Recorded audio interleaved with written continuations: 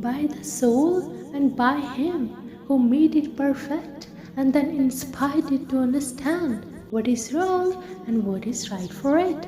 Truly is successful the one who purifies his soul. Death may come knocking at any time. This world is a place of doing good actions that result in permanent joy and take one into a higher sphere of existence. A person should therefore reflect on his destiny and his helplessness at the hands of the time and age that are passing. The warrior in this battle of the self should purge himself from sin, perform all obligatory wajib acts, make an intention to compensate for the days lost in sinfulness, and finally resolve to behave as a rational practicing Muslim.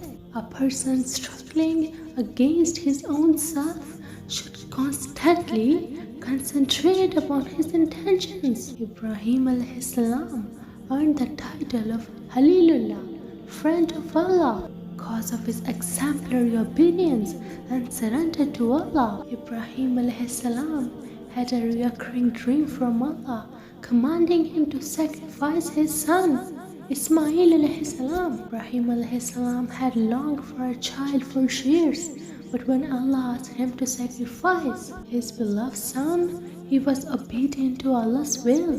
When Ismail alayhi salam learned of his father's dream, he believed it to be a command from Allah and agreed to lay down his life for Allah's sake.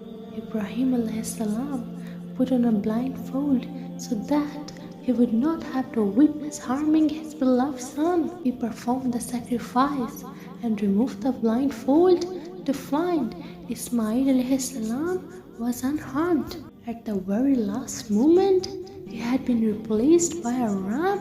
Allah showed Ibrahim alayhi salam that he had passed his test of obedience. To this day, Muslims sacrifice an animal on the day of Eid al-Adha. The histories of the prophets and their families are not mere stories. We are meant to take lessons from them and implement them in our own lives. We may never truly understand just how much our hearts are attached to this dunya until we decide to give it up for the sake of Allah.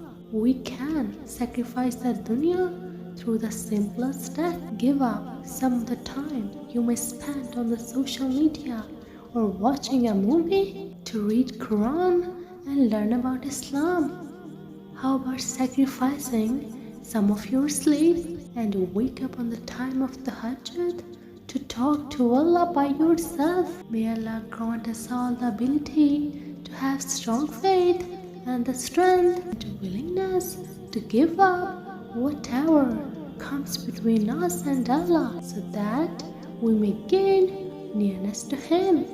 Ameen.